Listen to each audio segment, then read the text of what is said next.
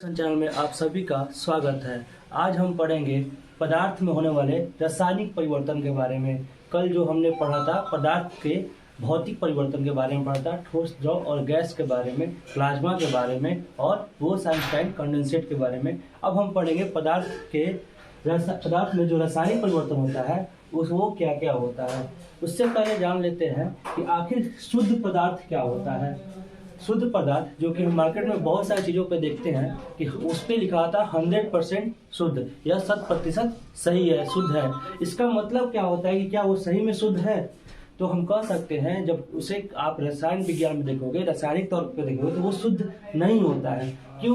क्योंकि उसमें बहुत सारी चीज़ों का मिश्रण होता है, जैसे कैल्शियम, फैट, प्रोटीन, ये सब उसमें अलग से मिल होते हैं। हम लोग कहते हैं दूध शुद्ध है, तो दूध शुद्ध है तो इसका मतलब क्या है कि दूध में सिर्फ एक ही प्रकार का जो रासायनिक पदार्थ है वो एक ही प्रकार का है, मतलब उसमें और कुछ मिक्स नहीं है, कोई और मिश्रण नहीं है, लेकिन दूध सिर्फ एक ही प्रकार का है। जैसे हम दूध देखते हैं, पानी देखते हैं, घी देखते हैं, तो मिश्रण तो है लेकिन वो रासायनिक तौर पे हम उसे देख सकते हैं। अगर हम चाहें कि उसे भौतिक तौर से अलग कर सके तो यह प्रक्रिया संभव नहीं है। नमक को हम चाहेंगे कि भौतिक तरीके से तोड़कर अलग कर दे तो वो नहीं हो सकता है, जबकि उसे हम रासायनिक तरीके से गर्म करके दो चीजों में Na और Cl में तोड़ सकते हैं। तो इसलिए कहा गया है कि शुद्ध पदार्थ वो पदार्थ है जो प्रकृति में उपस्थित वो सभी कण जो समान रासायनिक प्रकृति के हों, यानी एक ही प्रकार के कण से मिलकर बने होते हैं, उसे हम शुद्ध पदार्थ कहते हैं। जैसे दूध, पानी, घी, ऑक्सीजन, लोहा, नमक, ये सब क्या है? एक ही प्रकार के रासायनिक कणों से मिलकर बने हुए हैं। इसमें किसी और चीज की मिलावट नहीं है, इसमें किसी और पदार्थ का मिलावट नहीं है। जैसे अगर हम देख लें तो अगर चीनी और पानी मिला दे तो वो क्या हो जाएगा? हमारा मिश्रण हो जाएगा, जिससे वो क्या हो जाएगा? अशुद्ध हो जाएगा रासायनिक तौर पर, ना कि भौतिक तौर पे। कहें तो भौतिक तौर पे हम इस दूध और पानी को अलग नहीं कर सकते। दूध और पानी को, दूध के अलग अलग कंपोनेंट को नहीं निकाल सकते, अलग अलग घटक नहीं तोड़ सकते। फिर पानी को चाहेंगे तो अलग अलग नहीं तोड़ सकते। पानी एक है, H2O का मिश्रण है, तो वो मिश्रण ही रहेगा, लेकिन वो सिर्फ क्या है? एक ही प्रकार का कंपाउंड है, उसे भौतिक तरीके से अलग नहीं कर सकते हैं। अब चलते हम क्या पढ़ना है हमें? शुद्ध पदार्थ के प्रकार कौन कौन से होते हैं। तो शुद्ध पदार्थ के दो प्रकार होते हैं। शुद्ध पदार्थ के कितने प्रकार होते हैं? दो प्रकार होते हैं। पहला उसमें प्रकार होता है एलिमेंट, हमारा तत्व, जिसके बारे में हम पढ़ेंगे कि तत्व क्या होता है, और उसके बाद है कंपाउंड यानी यौगिक क्या होता है। तो वैसे पदार्थ जो एक ही प्रकार के परमाणु क्या होता है?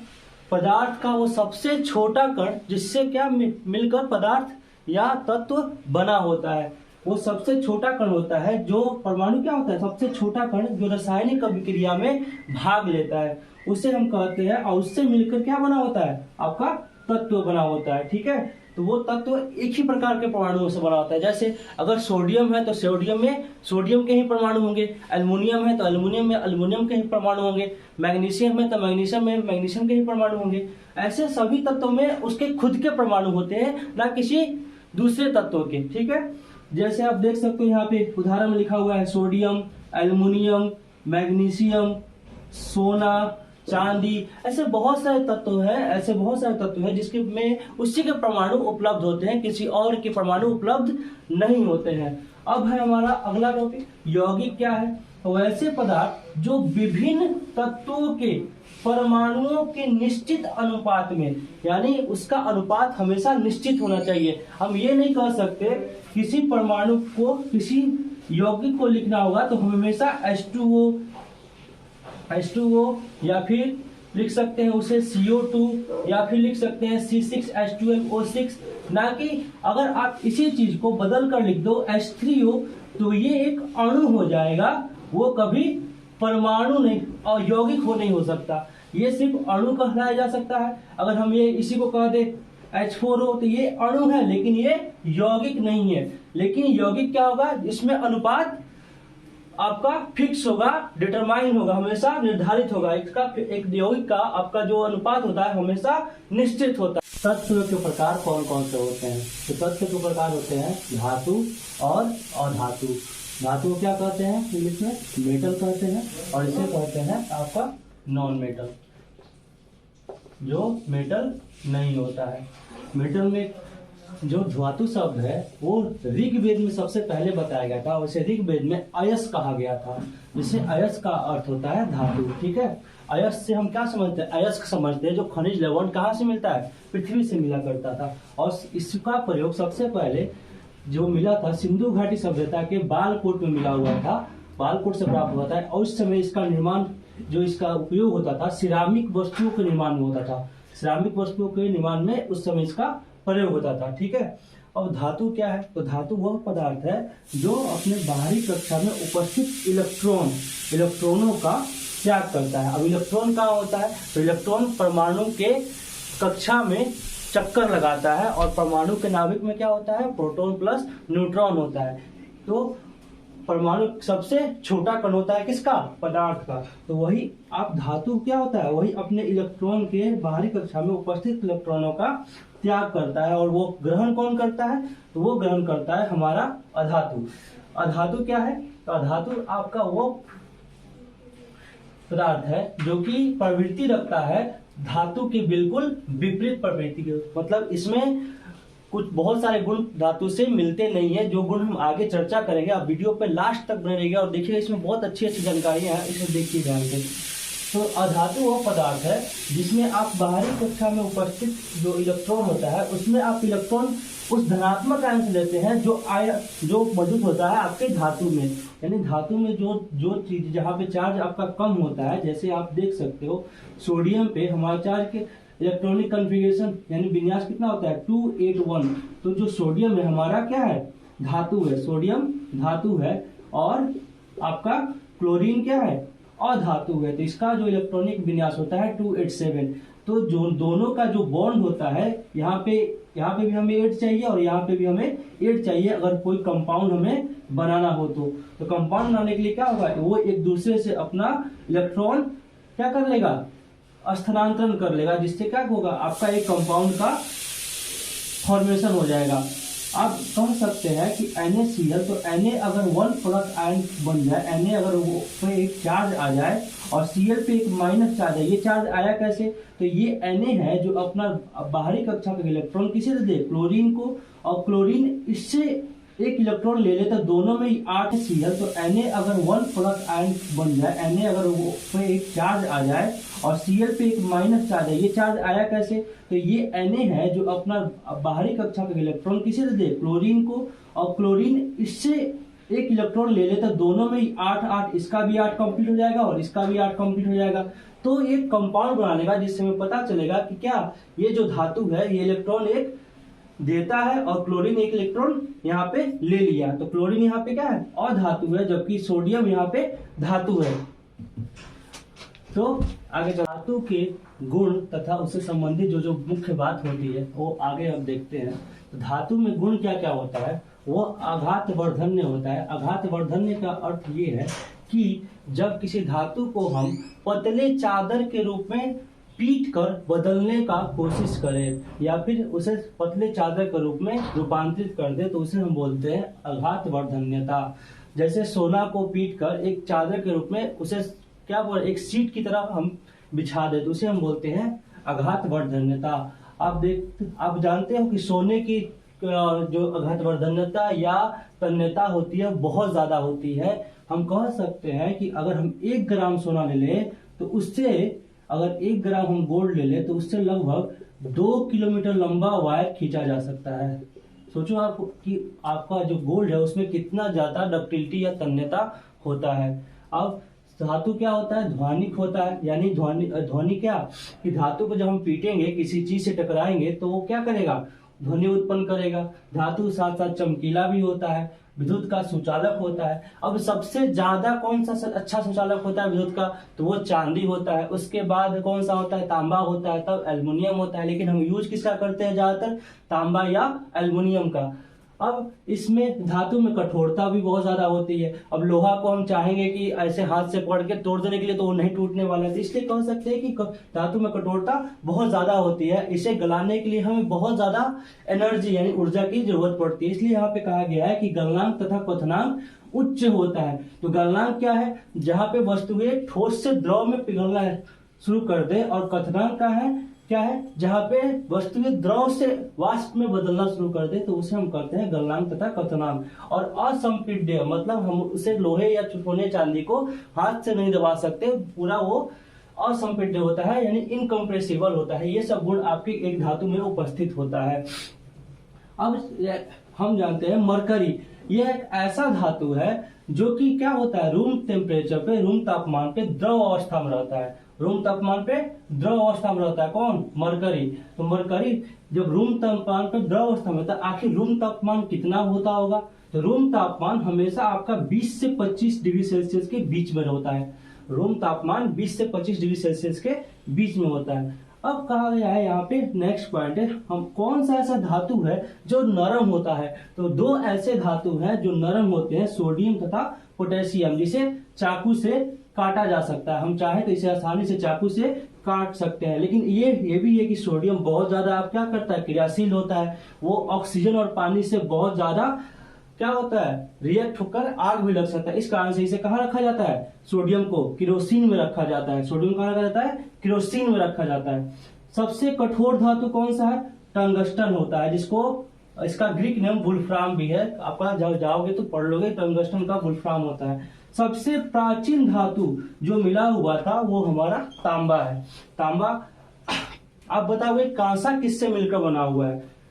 उसके बाद नेक्स्ट पॉइंट है कि सबसे ज्यादा जहरीली धातु कौन सी होती है, तो यही हमारी पारा, जिसे हम मरकरी भी बोलते हैं, ये सबसे जहरीली धातु होती है। उसके बाद लेड होता है, जिसे प्लम्बम बोलते हैं, कैडमियम होता है, तथा उपधातु कौन सा होता है, आर्सेनिक होता है, जिसे ये भी एक जहरीली धातुओं में ये सब आते हैं। ठीक है, क्षारीय धातु कौन कौन सा होता है, यानी बेसिक मेटल कौन कौन सा होता है। ये 6 प्रकार के होते हैं बेसिक मेटल हमारे। कौन कौन, पहला लिथियम, दूसरा सोडियम, तीसरा पोटेशियम, चौथा रुबिडियम, पांचवा सीजियम और छठा फ्रांसियम। ये सब हमारे क्षारीय धातु हैं जो कि बेसिक नेचर के होते हैं। दूसरा है आपका अर्थ अल्कली मेटल, यानी जो मृदा क्षारीय धातु है। यहाँ पे कौन सा, ये अल्कली मेटल बोलते हैं, इसे अल्कली मेटल बोलते हैं। ठीक है, और इसे बोलते हैं अर्थ अल्कली मेटल या अल्कली अर्थ मेटल। ये भी 6 प्रकार के होते हैं। कौन कौन होते हैं, beryllium, magnesium, calcium, strontium, barium और रेडियम। ये सब हमारे मृदा क्षारीय धातु होते हैं। अब संक्रमण धातुएं कौन कौन सी होती है, तो संक्रमण धातु 38 प्रकार की होती है, और दुर्लभ पृथ्वी धातु ये 17 प्रकार की होती है। अब धातु टोटल कितने हैं हमारे आवर्त सारणी में, तो धातु टोटल आवर्त सारणी में 92 है, यानी यहाँ 91 अप्रॉक्स वहां पे लिखा गया है। और आपका जो अधातु है, नॉन मेटल है, वो 27 के अप्रॉक्स है। अब हम आगे चलते हैं कि हीरा हम जानते हैं सबसे कठोर धातु है। तो क्या हीरा से भी ज्यादा कठोर कोई धातु है, तो हाँ है, वो हीरा से भी कठोर धातु है, बोरॉन नाइट्राइड। ठीक है, और उसके बाद नेक्स्ट पॉइंट है कि दुनिया की ज्ञात अब तक की सबसे हल्की धातु कौन सी है, मतलब लीस्ट अमाउंट ऑफ जिसमें वेट हो, तो वो क्या होगा, सिलिका एरोसोल। सिलिका एरोजेल होता है, सिलिका एरोजेल, जो कि सबसे हल्की धातु है दुनिया की अभी तक मिली हुई। उसके बाद बोल रहा है कि हम लोग घर में कौन कौन से ऐसे धातुओं का जो दैनिक दिनचर्या में उपयोग करते हैं, तो वो दो तीन धातु है जिसका हम दैनिक क्रियाकलापों में ज्यादातर यूज करते हैं। वो है निकोल, कोबाल्ट, क्रोमियम। ऐसे ये सब धातुओं का अक्सर दैनिक जीवन में इसलिए उपयोग होता है, जैसे हम गहने में, तकनीकी उपकरण में या घरेलू सामान में इन सबों का उपयोग करते हैं। अब आपका नेक्स्ट चीज है कि दुनिया की सबसे कीमती धातु कौन सी है। सबसे ज्यादा महंगी धातु आपका पैलेडियम है। ये धातु आपका सबसे ज्यादा महंगा होता है। धातु के गुणों के बारे में, उससे जानकारी रिलेटेड, उससे बातों के बारे में अब हम पढ़ेंगे अधातु क्या है। तो अधातु के गुण जो होते हैं अधातु से बिल्कुल भिन्न होते हैं, और अधातुए गुण धातुए गुणों से बिल्कुल भिन्न होते हैं, क्योंकि जो गुण धातु में होते हैं वो अधातु में नहीं होते हैं। जैसे कौन कौन से गुण अधातु में नहीं होते हैं, तो वो आघातवर्धन्यता नहीं होती अधातु में, तन्यता नहीं होती, कठोरता नहीं होती, ध्वनिक नहीं होता, वो ना ही विद्युत का सुचालक होता है अधातु। क्योंकि हम जानते हैं हवा कभी भी ऐसा नहीं होता कि वो उसमें बहुत ज़्यादा खिंचाव आप देख सकते हो, सिर्फ हवा को फील किया जा सकता है या फिर उसे महसूस किया जा सकता है। लेकिन आप कह सको कि हाँ उसमें तन्यता है, हम खींच कर उसे बहुत लंबा कर देंगे, तो ऐसा पॉसिबल नहीं है, संभव ही नहीं है। इसलिए उसमें क्या होता है, गलनांक और क्वथनांक उसका बहुत निम्न होता है, वो बहुत तेजी से जल जाएंगे, उसका गलनांक और क्वथनांक निम्न होता है, वो बहुत जल्दी पिघल भी जाएंगे बहुत ज़्यादा। तो अब कहा गया इस नवी में आपका जो अधातु है उसमें कौन सा अधातु सबसे चमकीला अधातु है, तो वो है आयोडीन, जो कि बहुत ज़्यादा चमकीला होता है। आप घर पे नमक देखते हो वो बहुत ज़्यादा क्या होता है, चमकीला होता है। और नमक कहाँ से मिलता है हमें, समुद्र के पानी से, खारा पानी से मिलता है। चलो अब हम चलते हैं, ब्रोमीन ऐसा अधातु है जो कमरे के ताप पे क्या रहता है, द्रव अवस्था में रहता है। कौन, ब्रोमीन अधातु। अब इसमें नेक्स्ट पॉइंट कहा गया है, ग्रेफाइट भी एक ऐसा अधातु है जो विद्युत का सुचालक होता है। ये सब अपवाद है जो कि हम इस अधातु के चैप्टर में पढ़ेंगे। अब कहा गया कि धात्विक ऑक्साइड, जो धातु ऑक्सीजन से रिएक्शन करते हैं, प्रतिक्रिया करते हैं, मिलके जो धात्विक ऑक्साइड बनाते हैं, उसकी प्रवृत्ति कैसी होती है, तो वो प्रवृत्ति होती है क्षारकीय। और कहा गया है जब अधात्विक ऑक्साइड ऑक्सीजन से रिएक्शन कर, मतलब कोई भी अधातु ऑक्सीजन से रिएक्शन करता है तो अधात्विक ऑक्साइड बनाता है, जिसकी प्रवृत्ति हम अम्लीय कहते हैं। क्या है, और यौगिक के दो प्रकार के होते हैं, वो प्रकार जान लेते हैं। पहला होता है कार्बनिक यौगिक जिसे ऑर्गेनिक कंपाउंड बोलते हैं, और दूसरा होता है अकार्बनिक यौगिक जिसे इनऑर्गेनिक कंपाउंड बोलते हैं। कार्बनिक यौगिक में ऐसा यौगिक है जो जीव जंतुओं कह सकते हो, इंसानों या फिर कोई भी ऐसा कार्बन युक्त यौगिक हो जो कार्बन से सहित हो, उसे हम बोलते हैं कार्बनिक यौगिक। जैसे हम कार्बन डाइऑक्साइड छोड़ते हैं तो वो कार्बन डाइऑक्साइड में क्या होता है, कार्बन होता है। कार्बन मोनोऑक्साइड जो कि सिगरेट के धुओं से निकलता है, उसमें भी क्या है, कार्बन डाइऑक्साइड यानी कार्बन है। ये कार्बोनेट जो कि आपके कार्बोनेटेड पानी होता है, जो कि हम कोल्ड ड्रिंक्स में पीते हैं, वो भी क्या है आपका, उसमें भी कार्बन होता है। HCO सोडियम बाइकार्बोनेट, ये भी एक, इसमें भी आपका कार्बन प्रेजेंट है। यानी ऐसा कोई भी यौगिक जिसमें कार्बन की उपस्थिति हो उसे हम कार्बनिक यौगिक कहते हैं। और अकार्बनिक का अर्थ आपको समझ में आया, यहाँ पे और लग गया, यानी यहाँ पे आपका कार्बन उपस्थित नहीं होगा। ऐसा यौगिक जिसमें कार्बन उपस्थित होगा लेकिन वहां पे वो पूरी उसमें जैविक क्रियाओं का आपका कह सकते हो योगदान नहीं होगा। ठीक है, जैसे दो तत्व, जैसे यहाँ लिखा गया, दो तत्वों के संयोग से बने परंतु उसमें कार्बनिक यौगिक की उपस्थिति ना हो, उसमें कार्बनिक यौगिक की उपस्थिति नहीं हो। जैसे आप यहाँ पे देख सकते हो एग्जांपल, यहाँ पे कार्बन में एक भी कंपाउंड में कार्बन की उपस्थिति नहीं हो, तो इस ऐसे यौगिक को अकार्बनिक यौगिक बोला गया। जैसे H2O है, NaCl है, NaCl को नमक बोलते हैं, H2O को वाटर बोलते हैं, इसको अमोनिया बोलते हैं, NH3 जो हमारे खेतों में दिया जाता है, H2S है, हाइड्रोजन सल्फाइड है। ये सब ऐसे तत्व, ऐसे एलिमेंट है, ये ऐसे कह सकते हो कंपाउंड है जिसमें आपके कार्बन की उपस्थिति नहीं है। तो शेयर, सब्सक्राइब और लाइक कीजिए।